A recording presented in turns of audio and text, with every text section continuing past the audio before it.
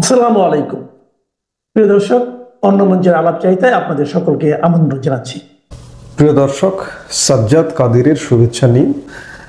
আমরা বেশ কিছুদিন যাবতই বাংলাদেশের পরিবর্তিত পরিস্থিতির পর থেকেই শুনছি যে ভারতের সবচেয়ে সংবেদনশীল ভূমি নিয়ে ভারত একটা বাড়তি প্রস্তুতি নিচ্ছে, যে বাংলাদেশ দিয়ে চিকেন স্নেকের সবচেয়ে সরু করিডোর হচ্ছে 20 থেকে 22 কিলোমিটার। এই 20-22 কিলোমিটার ভূমিকে কেন্দ্র করে ভারতের 7টি রাজ্যের যোগাযোগ আবর্তিত হয়, যেখানে প্রায় 4.5 কোটি মানুষ বসবাস করে। এই 7টি রাজ্যকে কোনোভাবেই বাংলাদেশের জন্য অরক্ষিত করতে পারে না ভারত, তারই প্রস্তুতি চলছে। এই প্রস্তুতিরই আপডেট দিল গতকাল ইন্ডিয়া টুডে সহ ভারতের বেশ কিছু গণমাধ্যম। সেই আপডেটে যেটি জানা যাচ্ছে যে ভারত নয়াদিল্লি ব্যাপক প্রস্তুতি নিয়ে রেডি হয়ে আছে। ভারত তার পূর্ব সীমান্তে শিলিগুড়ি করিডোর বরাবর দ্রুত সামরিক শক্তি বাড়াচ্ছে। এটি পুরনো খবর। মাত্র 22 কিলোমিটার প্রস্থের এই সংকীর্ণ করিডোরই দেশের উত্তর পূর্বাঞ্চলের 7টি রাজ্যকে মূল ভূখণ্ডের সঙ্গে যুক্ত রাখে। তাই এই অঞ্চলে কৌশলগত গুরুত্ব অপরিসীম। এই করিডোর ঘিরে 3টি নতুন সামরিক ঘাঁটি গড়ে উঠেছে। আপনারা জানেন এই খবরগুলো, যা নয়াদিল্লির প্রতিরক্ষা নীতিতে বড় পরিবর্তনের ইঙ্গিত দেয়। আমি বরাবরই বলি যে নয়াদিল্লি আগের থেকে যদি বাংলাদেশের এই পরিবর্তিত পরিস্থিতির কারণে সামরিক বাজেট বা প্রতিরক্ষা বাজেট একটু বাড়িয়ে দেয়, তাতে কিচ্ছু যায় আসবেও না। নতুন 3টি সামরিক ঘাঁটি পশ্চিমবঙ্গের চোপড়া, বিহারের কিষানগঞ্জ এবং আসামের ধুবড়ির কাছে লাসিত বরফুকান মিলিটারি স্টেশন। এই 3টি ঘাঁটি শুধু প্রতিরক্ষামূলক নয়, বরং দ্রুত মোতায়েন বাহিনী, গোয়েন্দা ইউনিট এবং প্যারা স্পেশাল ফোর্স দিয়ে সজ্জিত কৌশলগত কেন্দ্র হিসেবে তৈরি হচ্ছে।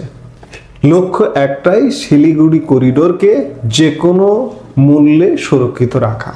ভারতের এই প্রস্তুতিকে মূলত বলা হচ্ছে যে বাংলাদেশের সাম্প্রতিক রাজনৈতিক পরিবর্তনের প্রভাবেই এই প্রস্তুতিটা অত্যন্ত জোরালো এবং জোরদার করা হয়েছে।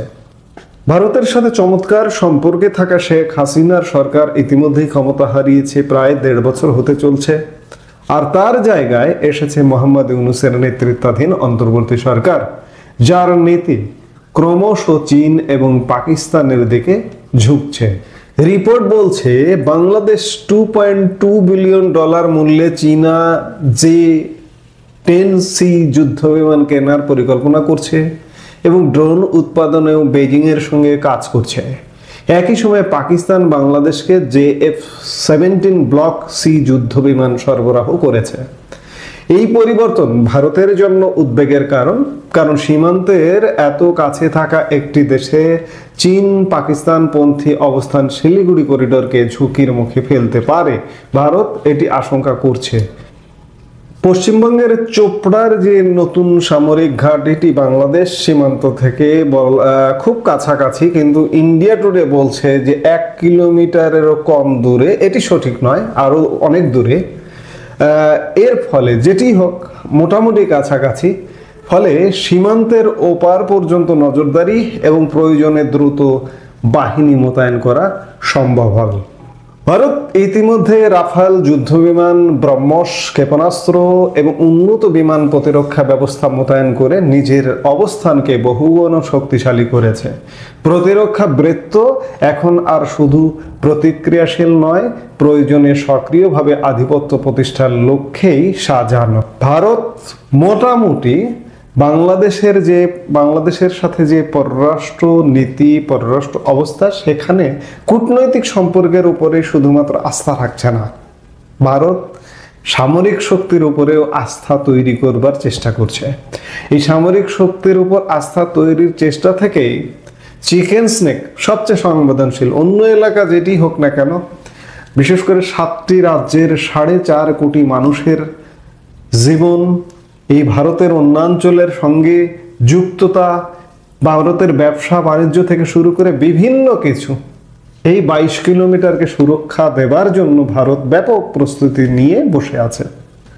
অনেকে অনেক কথাই বলেন যে ভারত অমুক তারিখে হামলা করবে, অমুক তারিখ দিয়ে আসলে বাংলাদেশে বা যে কোনো জায়গায় পৃথিবীর কোথাও কোনো তারিখ দিয়ে হামলা হয়েছে, আগাম ঘোষণা দিয়েছে যে অমুক দিন অমুক তারিখে হামলা হবে? এই যে মার্কিন যুক্তরাষ্ট্রের ডোনাল্ড ট্রাম্প প্রশাসন একটি মাত্র হামলা করেছে ইরানে, আপনি জানতেন বা কেউ জানতো যে ওই দিন ইরানে হামলা হবে? এগুলো বলে কয়ে হয় না। এই যে ভারত পাকিস্তানে গত 6 মে দিবাগত মধ্যরাতে যে হামলে পড়লো, কেউ কিছু জানতো? গোয়েন্দারা ছাড়া বেসামরিক লোকজন কি জানতো? জানে না। কিন্তু বিভিন্ন মাধ্যম থেকে বিভিন্ন জায়গা থেকে গুজব ছড়ানো হয় যে অমুক দিন অমুক তারিখ দিয়ে হামলা করা হবে। তারিখ দিয়ে হামলা হয় না। ভারত প্রস্তুতি নিয়ে বসে আছে, আপনি বাড়াবাড়ি করবেন আপনাকে ফুটিয়ে দেবে। যাই হোক, চিকেন স্নেক নিয়ে ব্যাপক তৎপরতায় ভারত, এটি আমাদের মাথায় রেখে চলতে হবে। কোনো ধরনের উল্টাপাল্টা হলে কিন্তু আমাদের দিকে ধেয়ে আসবে, এটিও মাথায় রেখে চলতে হবে। ডিসেম্বর মাস, এই ডিসেম্বর মাস বাংলাদেশে আগস্ট এবং ডিসেম্বর দুইটা মাসেই বাংলাদেশের জন্য আজকে 3-4 যুগ ধরে খুব রাজনীতির মাঠে একটি গরম মাঠ থাকে। আওয়ামী লীগ বিএনপি যখন এরকম চলছিল, তখন আওয়ামী লীগ সরকার ক্ষমতায় আসলে বিএনপি আন্দোলন করে এবং আন্দোলনের জন্য ডিসেম্বর খুঁজে নেয়। আবার বিএনপি সরকার ক্ষমতায় থাকলে আওয়ামী লীগ ডিসেম্বর মাসকে টার্গেট করে, এই ডিসেম্বরে সরকার ফেরত দিল, এরকম বিষয়গুলো খুব, এবং ডিসেম্বরে লাগাতার হরতাল অবরোধ, সে ডিসিশন আস্তে আস্তে কেটেছিল। কিন্তু এবারের ডিসেম্বর একটু ভিন্ন ডিসেম্বর। এবারের ডিসেম্বরে বাংলাদেশের নির্বাচনী তফসিল, সেই তফসিলে বিএনপি খুব জটিল পরিস্থিতির মধ্যে দিয়ে অংশ নেবে। তার চেয়েও জটিল একটা রূপ আছে জামাত ইসলামীর মধ্যে। জামাত ইসলামী এবারকেই তারা শেষ সুযোগ হিসেবে মনে করে। পাশাপাশি বাংলাদেশে বড় একটা রাজনৈতিক শক্তি, যাদের শক্তিশালী সমর্থক গোষ্ঠী রয়েছে, সেই আওয়ামী লীগ এই নির্বাচনে নাই। ফলে আওয়ামী লীগ শুধু নির্বাচনের দিন নির্বাচনে বাধা দিবে সেরকম নয়। আওয়ামী লীগ তার অবস্থান থেকে আন্তর্জাতিক পত্রপত্রিকার খবর ঘোষণা করছে যে আওয়ামী লীগ ছাড়া দেশে কোনো নির্বাচন হবে না, নির্বাচন হতে দেবে না। সেটি একটি বড় শক্তি। আরেকটি শক্তি আছে, সেটি হলো জাতীয় পার্টি।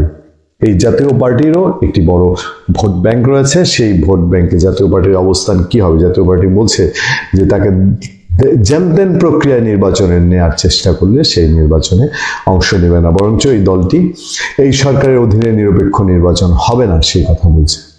তবে সবকিছু ছাপিয়ে জটিলতার দিক থেকে যাচ্ছে বিএনপির অবস্থান। বিএনপি নির্বাচন আসা পর্যন্ত কোন কৌশল নেয়? জামাতের কৌশল জামাতের কাছে, তবে বিএনপিরও একটি ভিন্ন কৌশল আমরা ডিসেম্বর মাসে দেখতে পারি।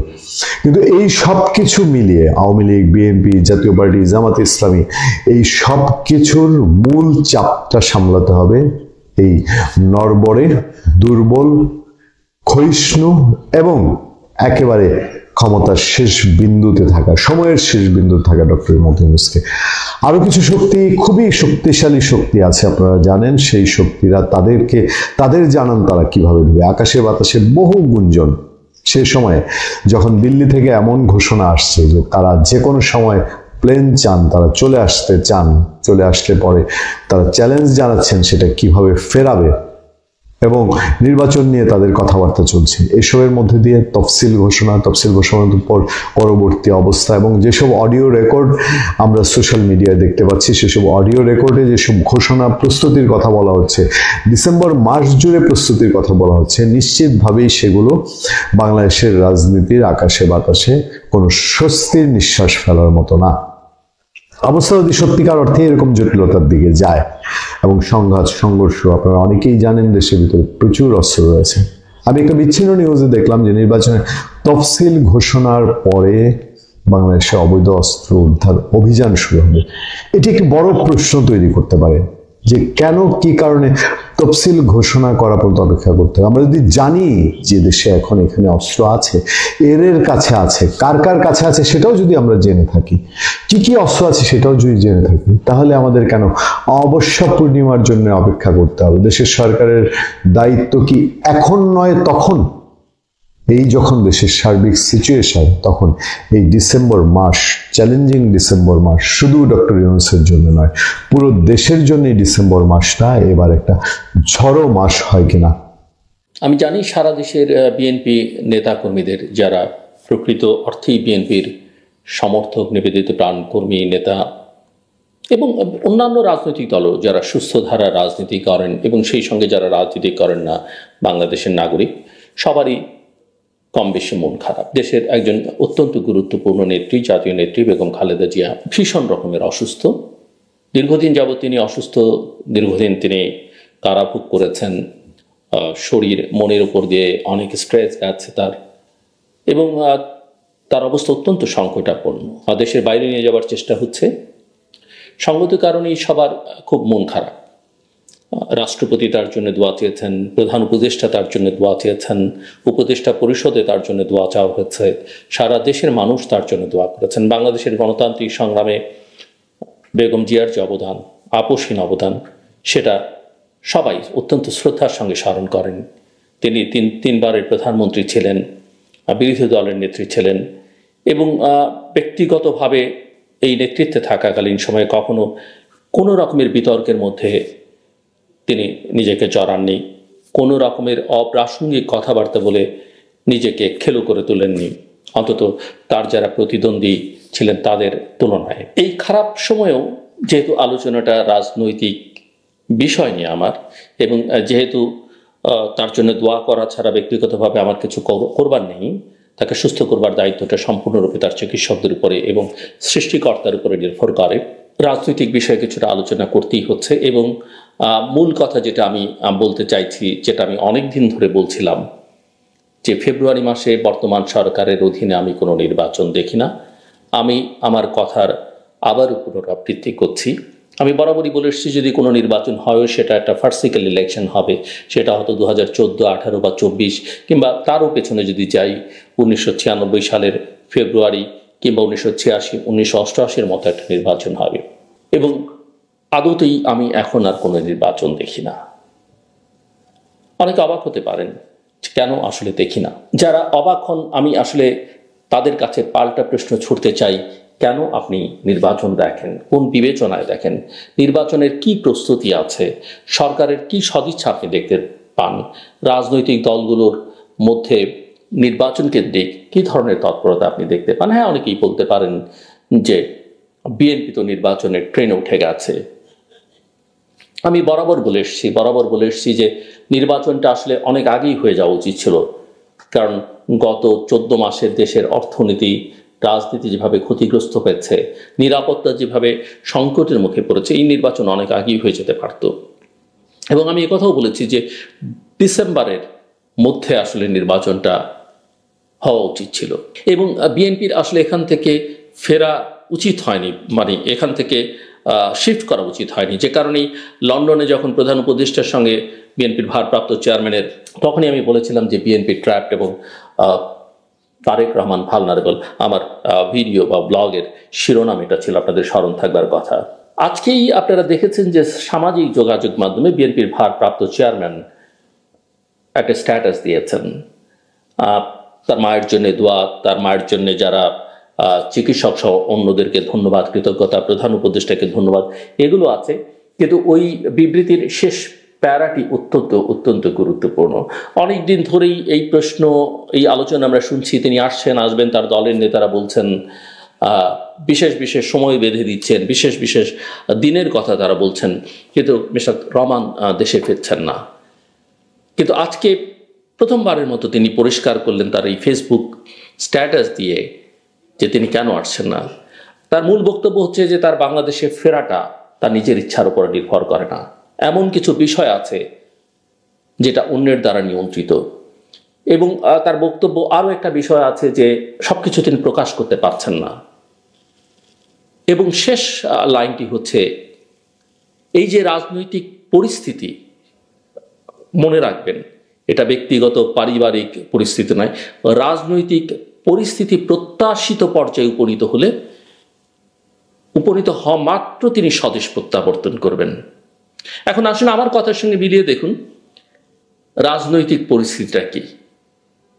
রাজনৈতিক পরিস্থিতিটা আসলে বিএনপির আর অনুকূলে নেই, মিস্টার তারেক রহমানের অনুকূলে নেই। কিন্তু আমরা কি দেখি? আমরা দেখি যে বিএনপি, এবং আমি যখন সমালোচনা করি বা আমি যখন বলি সমালোচনা মানে কি, আমার তো অত্যন্ত সহজ সরল আকাঙ্ক্ষা, আমি বিএনপি করি না, কিন্তু সহজ সরল একটা সৎ আকাঙ্ক্ষা ছিল যে বিএনপি যেহেতু অনেকদিন যাবতীয় একটা সেন্ট্রিস্ট পলিটিক্স করবার চেষ্টা করছে, আওয়ামী লীগ যেখানে অনুপস্থিত, দেশের হালটা বিএনপি একমাত্র ধরতে পারতো, এবং আমাদের সবাই মিলে তাকে সহযোগিতা করা উচিত। মিস্টার তারেক রহমানকে আমাদের সহযোগিতা করা উচিত দলের প্রধান নেতা হিসেবে। এটাই তো আমার মূল বক্তব্য ছিল। এর মানে এই নয় যে আমি বিএনপির একজন, বা বিএনপি ভবিষ্যতে ক্ষমতায় আসলে আমি বিএনপির মধ্যে ঢুকে পড়বো বা বিএনপি থেকে সুবিধা নিব, তা নয়। আমি জানি বিএনপি ক্ষমতায় আসলেও আমি যেমন এই সরকারের পছন্দের কেউ না, আমি যেমন আগের সরকারের কেউ পছন্দের না। বিএনপি যখন আগে ক্ষমতায় ছিল তখনও বিএনপি আমাকে খুব একটা পছন্দ করতো না, ভবিষ্যতেও করবে না, এটাই স্বাভাবিক। এবং যখন আমাদের মতো দেশে সরকারগুলো একজন সাংবাদিককে বা একজন গবেষককে পছন্দ করেন, আমি মনে করি ওই গবেষক বা ওই সাংবাদিক রাইট ট্র্যাকে আছে, এবং সেই অর্থে আমি মনে করি আমি রাইট ট্র্যাকে আছি। এবং সরকারের দালাল টালাল হলে তো আমার এতদিনে জেলে থাকবার কথা, বা আমাকে দোসর দালাল বলার কথা, যদিও এখন আমাকে অনেকে বলে বিগত সরকারের দালাল দোসর বলে, যারা বলে তারা আমার ধারে কাছেও সাফার করেছে কিনা সন্দেহ, এবং এই দেশের দালাল, ওই দেশের দালাল, এর এজেন্ট, ওর এজেন্ট, এগুলো কিছু লোক থাকবেই, তারা বলবেই, সেটা আমার বিষয় নয়। কিন্তু আমার প্রশ্ন হলো যে এই যে পরিস্থিতিটা তৈরি হলো, আপনারা হয়তো একদিন আগে দেখেছেন পিনাকি ভট্টাচার্য, অত্যন্ত ইনফ্লুয়েন্সিয়াল ইউটিউবার, তার একটা ব্লগের আমি থাম্বনেল দেখলাম যে তিনি বলছেন যে তারেক রহমান ফাঁকা মাঠেও গোল করতে পারলেন না। আমি ওনার ভিডিওর কন্টেন্ট পক্ষে বিপক্ষে কোনো কথার মধ্যে না যাই, বরং আমি বলি যে এই শিরোনামটা মোটামুটিভাবে একার্থিক, কিন্তু আমি একটু তার সঙ্গে অ্যাড করতে চাই, ফাঁকা মাঠে না, আসলে মাঠটা যদি ভরাও থাকতো, তীব্র প্রতিদ্বন্দ্বিতাপূর্ণ যে প্রতিযোগী বা প্রতিদ্বন্দ্বীদের আমরা এতদিন বিএনপির দেখেছি, তারাও যদি মাঠে থাকতো, তাহলেও বিএনপি ভালোভাবে গোল করে সবকিছু নিজের নিয়ন্ত্রণে নিতে পারত। এটা আসলে ওই মাঠ ফাঁকা আর মাঠ ভরার ইস্যু না, বিএনপির যে শক্তি সামর্থ্য, তার যে সমর্থক গোষ্ঠী এবং তার বাইরে যে পরিস্থিতি, ইতিবাচক যে অনুকূল একটা পরিস্থিতি তৈরি হয়েছিল দেশের সমস্ত কিছু তার নিয়ন্ত্রণ করবার। অফকোর্স আমি চাঁদাবাজির কথা বলবো না, অফকোর্স আমি প্রশাসনে আধিপত্য বজায়ের কথা বলছি না, রাজনৈতিকভাবে নির্বাচন, মানুষের সমর্থন, এমনকি ওই যে পতিতরা বা অন্যান্যরা, তাদেরও, এমনকি এই যে ফ্লোটিং ভোটার্স কিংবা তরুণ যে জনশক্তি, এর সমস্ত সমর্থনটা বিএনপি পেতে পারত, কিন্তু বিএনপি আসলে সেটাকে ক্যাশ করতে পারলো না। ওই যে বলে না, সময়ের 1 ফুট অসময়ের 10 ফুট, সময়টা বিএনপি আমি অনেকবার মনে হয়েছে আমার কাছে, যেটা আমি বহুবার বলেছি, একটা ট্রমাটাইজড পলিটিক্যাল পার্টিতে পরিণত হয়েছে। বেগম জিয়া অসুস্থ মূল নেত্রী, আরেক মূল এবং গুরুত্বপূর্ণ এই মুহূর্তের নেতা তিনি দেশের বাইরে। এর বাইরে যে নেতৃত্ব, আমি সবাইকে বলছি না, উইথ ডিউ রেসপেক্ট, আমার কাছে মনে হয়েছে যে অফকোর্স বিএনপির, আমি যারা মন দিয়ে বিএনপিকে ভালোবাসেন কর্মীদের কথা বলছি না, তারা আসলে রাজনীতিটা করছেন না। রাজনীতিটা থাকলে পরিস্থিতিটা আজকে বিএনপি ক্ষমতায় থাকতো, নিরঙ্কুশ একটা সংখ্যাগরিষ্ঠতা নিয়ে ভালোভাবে দেশ শাসন করতে পারতো, সবকিছু বিএনপি নিয়ন্ত্রণে থাকতো। কিন্তু আমার কাছে মনে হয়েছে যে কিছু ছোটখাটো ব্যতিক্রম বাদ দিয়ে বিএনপির একটা নেতৃত্বের বড় অংশই আসলে বিএনপিকে তারা দেখছেন একটা ডিম পাড়া হাঁস হিসেবে, এবং ডিমটাকে তারা নিচ্ছেন, নিজেদের ভবিষ্যৎ আখের গোছাবার চেষ্টা করছেন, কিন্তু হাঁসটাকে যে বাঁচিয়ে রাখতে হবে সেই চিন্তাটা তাদের মধ্যে নেই। আমি বুঝতেই পারি না, আমার কাছে মনেই হয় না যে সবাই খুব সিরিয়াসলি পলিটিক্সটা করেন। বিএনপিটাকে টিকিয়ে রাখতে হবে, শক্তিশালী করতে হবে, এগিয়ে নিয়ে যেতে হবে, এটা এখন একেবারেই অনুপস্থিত। অথচ তাদের জন্যে এত সুবর্ণ সুযোগ বিএনপির রাজনৈতিক ইতিহাসে কখনো আসেনি। সবার শ্রদ্ধা পাওয়া, ভালোবাসা, রাইট ডিরেকশনে দেশটাকে নিয়ে যাওয়া, 54 বছরে যত আজে বাজে কাজ আমরা সবাই মিলে করেছি, সেগুলো থেকে একটা ভালো জায়গায় নিয়ে যাবার যে সুযোগ বিএনপির কাছে এসেছিল, সেটা তারা হেলায় নষ্ট করেছেন। আমি জানি না ভবিষ্যৎ কি, নির্বাচন দেখি না। আবারও বলি, এই সরকারের অধীনে নির্বাচন হতে পারে 3 মাস পরে, 6 মাস পরে, এমনকি ফেব্রুয়ারির আগেও হতে পারে, সময় নেই, কথার কথা বলছি। কিন্তু এদের অধীনে আসলে কোনো নির্বাচন এদের পক্ষে করা সম্ভব না। এরা নানা চক্রের মধ্যে ঢুকে পড়েছে, নানা ষড়যন্ত্রের মধ্যে লিপ্ত হয়ে পড়েছে। বিএনপি সেই টোপে পড়েছে। এখন দেখেন, গত বেশ কিছুদিন আমরা দেখলাম জামাত, বিএনপি, এনসিপি সবার হইচই, এ ওর সঙ্গে জোট করছে, এটা করছে, ওটা করছে। গত কয়েকদিন ধরে সবকিছু থমথমে, অতি উত্তেজনাজনক, বিপজ্জনক, অতি থমথমে ভাবটাও কিন্তু ভয়ঙ্কর। সংকট সেখানে। এর মধ্যে আমরা দেখছি আমাদের নিরাপত্তা উপদেষ্টা কখনো দোহায়, কখনো যুক্তরাষ্ট্রে, কখনো দিল্লিতে ছুটাছুটি করছেন। মার্কিন ভারপ্রাপ্ত রাষ্ট্রদূতের সঙ্গে তার বৈঠকের খবর কোনো একটি কাগজ আজকে দেখলাম। নানা বিষয় নিয়ে তারা কথা বলছেন, বলতেই পারেন, কিন্তু মূল কথা ওদিক থেকে সাবেক প্রধানমন্ত্রী শেখ হাসিনা, যাকে দেশ ছেড়ে পালিয়ে যেতে হয়েছিল, তিনি অসংলগ্ন কথাবার্তা বলছেন। তারও কোনো রাজনীতি নেই। এই রাজনীতিটা আসলে গত 14-15 বছর তিনি করেননি। তিনি আমলা, পুলিশ, অন্যান্যদের উপরে নির্ভর করেছেন। নির্ভর করে দলটাকে শেষ করেছেন, দেশটাকে তো একেবারেই শেষ করেছেন। কিন্তু দলটাকে, এই যে তাদের লক্ষ লক্ষ নেতা কর্মীর জন্য একটা নিরাপদ জীবন তৈরি করার, এখান থেকে একটা শিক্ষা নিয়ে দলটাকে আবার পুনরুজ্জীবনের যে একটা চেষ্টা করা উচিত, সুস্থ ধারার একটা রাজনীতি মাপটাপ চেয়ে করা উচিত, বা কাউকে সামনে ঠেলে, সেটা তিনি করছেন না। ক্রমাগত তিনি অসংলগ্ন কথাবার্তা বলে যাচ্ছেন, এবং আমি মনে করি তার নেতা কর্মীদের, দলটাকে আরো বেশি ঝুঁকির মধ্যে তিনি ফেলে দিচ্ছেন।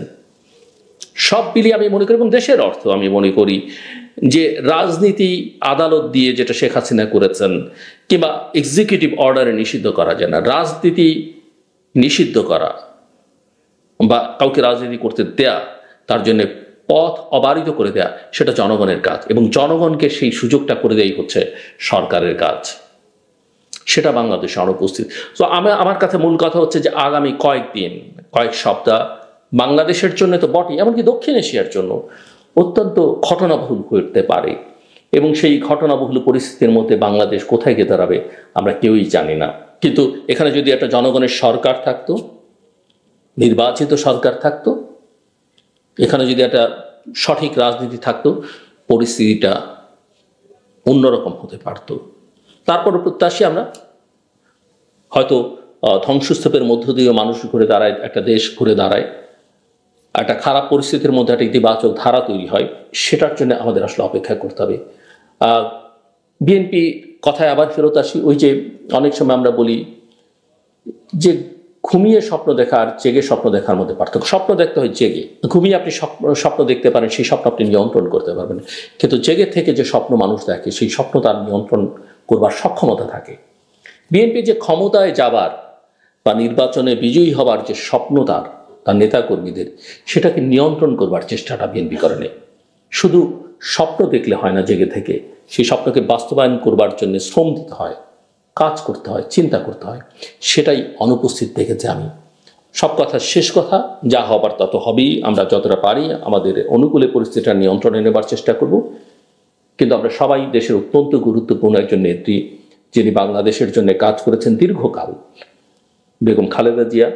আসুন সবাই মিলে আমরা দল মত নির্বিশেষে সবাই মিলে তার জন্য দোয়া করি, তার আরোগ্য কামনা করি, তিনি সুস্থ হয়ে উঠুন। হয়তো তিনি আগের মতো আর রাজনীতিতে অ্যাক্টিভ হতে পারবেন না, কিন্তু আমাদের পরিবারের অভিভাবক, আমাদের বাবা মারাও যখন অসুস্থ হয়ে যান এবং মৃত্যু সজ্জায় থাকেন, কোনোভাবে বেঁচে থাকাটাও সন্তানদের জন্যে অনেক সময় একটা বড় শক্তি। আমি মনে করি অন্তত দেশের জন্য তিনি, অবশ্যই বিএনপির জন্য তো বটেই, দেশের জন্য তিনি একটা বড় শক্তি, এবং তিনি সুস্থ হয়ে উঠুন, এই দোয়া আমরা সবাই মিলে করি। শেখ হাসিনাকে চূড়ান্তভাবে শেখ রেহানা টেনে হিস্ট্রে গাড়িতে ওঠান, এই বিষয়গুলো নিয়ে এই মুহূর্তে কথা বলবো। আগের দিন 4 আগস্ট নিরাপত্তা সংক্রান্ত জাতীয় কমিটির বৈঠক শেষে শেখ হাসিনা একটি বিবৃতি দেন। তিনি বিক্ষোভকারীদের সন্ত্রাসী ও অগ্নিসংযোগকারী হিসেবে অভিহিত করেন। বিবৃতিতে বলা হয়, যারা হিংসা চালাচ্ছে তারা কেউ ছাত্র নয়, সন্ত্রাসবাদী। এরা জাতিকে অস্থিতিশীল করে তুলতে চাইছে। তাই তিনি এই সন্ত্রাসীদের কড়া হাতে দমন এবং দেশের সার্বভৌমত্ব রক্ষা করতে দেশের মানুষের প্রতি আহ্বান জানান। তবে প্রধানমন্ত্রী শেখ হাসিনা ভারতে যাওয়ার দিন সকাল থেকেই গণভবনে শুরু হয়ে গিয়েছিল ব্যস্ততা। প্রধানমন্ত্রীর প্রিন্সিপাল সেক্রেটারি মোহাম্মদ তোফাজ্জল হোসেন মিয়া সকালে এসে হাজির। তার কিছুক্ষণের মধ্যেই আসেন সামরিক উপদেষ্টা মেজর জেনারেল অবসরপ্রাপ্ত তারিক আহমেদ সিদ্দিক। ডিজিএফআই ও এনএসআই প্রধানরা ফোনে জানান দেশের গুরুতর পরিস্থিতি, বিশেষ করে ঢাকার সর্বশেষ পরিস্থিতি। প্রধানমন্ত্রী এনএসআই প্রধানকে নির্দেশ দেন ঢাকার পরিস্থিতি নিয়ে আরো বিস্তারিত তথ্য সংগ্রহ করতে। সেই সঙ্গে পুলিশ সকাল থেকে জনতাকে নিয়ন্ত্রণ করতে কতটা কার্যকর ভূমিকা পালন করেছে সে সম্পর্কেও জানাতে বলেন। আধা ঘন্টার মধ্যে এনএসআই প্রধান ফোন করে শেখ হাসিনাকে বিস্ফোরক পরিস্থিতির দুঃসংবাদ শোনান। আরও জানান, সকালের দৈনিক সংবাদপত্রগুলোতে প্রকাশিত একটি ছবি ইন্ধন দিয়েছে পরিস্থিতির অবনতির। ছবিটি ছিল ফার্মগেটে পুলিশের গুলিতে আহত গোলাম নাফিজের দেহ পুলিশ একটি রিকশার পাদানিতে রেখে হাসপাতালে নিয়ে যাচ্ছে। সব সংবাদপত্রের প্রথম পৃষ্ঠায় প্রকাশিত সেই অমানবিক দৃশ্যটি আওয়ামী লীগ সরকারের বিরুদ্ধে ঘৃণা ও গভীর বিতৃষ্ণা জাগিয়ে তোলে। হাসপাতালে নিয়ে গেলে তাকে মৃত ঘোষণা করা হয়। এনএসআই প্রধান মেজর জেনারেল মোরশেদ প্রধানমন্ত্রীকে জানান, মানুষের ক্রোধ এখন তুঙ্গে, তাই তার পক্ষে গণভবনে থাকা এখন নিরাপদ নয়। তিনি নিশ্চিত গোয়েন্দা তথ্য পেয়েছেন যে আন্দোলনকারীরা গণভবনে ঝাঁপিয়ে পড়ার পরিকল্পনা করছে, তাই প্রধানমন্ত্রীর দ্রুত গণভবন ছেড়ে চলে যাওয়া উচিত। ক্যাবিনেট সেক্রেটারি, ডিজিএফআই, এনএসআই প্রধানরা, এসবির প্রধান এবং অন্যান্য পুলিশ, সেনা ও প্রশাসনিক কর্মকর্তারা গণভবনে আসতে থাকেন। সকলের মুখে উদ্বেগজনক খবর। সকলেই প্রধানমন্ত্রীকে জানান আন্দোলনকারীরা ব্যারিকেড ভেঙে এগিয়ে চলেছে। সকাল পেরোনোর আগেই তারিক আহমেদ সিদ্দিকী পরিস্থিতি বুঝে নিয়ে ভারতের সিনিয়র কর্মকর্তাদের সঙ্গে যোগাযোগ করতে শুরু করেন। পরিস্থিতি হাতের বাইরে চলে গেলে তিনি একটি তাৎক্ষণিক ব্যবস্থার কথা ভেবে ফেলেন। অবশ্যই আগেই ভারত থেকে সংকেত পাঠানো হয়েছিল যে ভারত শেখ হাসিনাকে নিরাপদে চলে আসার ব্যবস্থা করবে। 2 আগস্ট 2024 ভারত শেখ হাসিনাকে বিপদ সংকেত বার্তা পাঠিয়েছিল, বলেছিল কোটা আন্দোলন হাতের বাইরে চলে যাচ্ছে, কিছু বাইরের শক্তি এই আন্দোলনকে পরিচালনা করছে। সেই সঙ্গে জানানো হয়েছিল জরুরি পরিস্থিতি তৈরি হলে ভারত শেখ হাসিনাকে আশ্রয় দিতে তৈরি। পরদিন সোমবার সকালেই ভারতের গোয়েন্দা সংস্থা ও নিরাপত্তা এজেন্সির উচ্চপদস্থ কর্মকর্তারা ঢাকায় পৌঁছেছিলেন। তাৎক্ষণিকভাবে শেখ হাসিনাকে উদ্ধার করার বিষয়টি নিয়ে আলোচনা করেছিলেন। বাংলাদেশের সেনাপ্রধান ও বিমান বাহিনীর প্রধান এবং এনএসআই প্রধানকে বিষয়টি অবহিত করা হয়েছিল। এদিকে 5 আগস্ট দুপুরে নৌ ও বিমান বাহিনীর প্রধানকে নিয়ে সেনাপ্রধান হাজির হন গণভবনে। শেখ হাসিনা তখন গণভবন অফিসে বসে ঘনিষ্ঠদের সঙ্গে আলোচনা করছিলেন। 3 প্রধান সেখানে ঢুকে প্রধানমন্ত্রীকে এক্ষুনি গণভবন ছাড়ার কথা বলেন। তারা জানান, তিনি যদি গণভবনের বাসভবনে থাকেন তবে তার নিরাপত্তার কোনো গ্যারান্টি দেওয়া সম্ভব নয়। সেনাপ্রধান তাকে ব্যাগপত্র গুছিয়ে নিয়ে দ্রুত গণভবন ছাড়তে জোরাজুরি করতে থাকেন। প্রধানমন্ত্রীর সঙ্গে কথা বলার সময়ে চারদিক থেকে বিক্ষোভকারীদের বিপুল সংখ্যক জমায়েতের খবর আসতে থাকে। বইয়ে লেখকরা আরও লিখেছেন, জেনারেল ওয়াকারুজ্জামান আবারও শেখ হাসিনাকে বলেন সময় নষ্ট করার সুযোগ নেই, তাকে এক্ষুনি গণভবন ছাড়তে হবে। Air chief marshal Hasan Mahmud Khan জানান, ভারতে উড়ে যাবার জন্য তেজগাঁও বিমান ঘাঁটি ও কুর্মিটোলায় বিমান বাহিনীর ঘাঁটিতে 2টি ট্রান্সপোর্ট বিমান তৈরি রয়েছে। ভারতের এভিয়েশন কর্তৃপক্ষ ইতিমধ্যেই শেখ হাসিনাকে নিয়ে বিমানের ভারতের আকাশে প্রবেশের অনুমতি দিয়ে রেখেছিল, কিন্তু তখন পর্যন্ত শেখ হাসিনা গণভবন ছাড়তে সম্মত হচ্ছিলেন না। তার রুমে থাকা 3 বাহিনীর প্রধানরা ছাড়াও উপস্থিত অন্যরা তখন তার বোন শেখ রেহানাকে ধরেন হাসিনাকে রাজি করানোর জন্য। শেখ রেহানা 2 আগস্ট থেকেই গণভবনে এসে থাকছিলেন।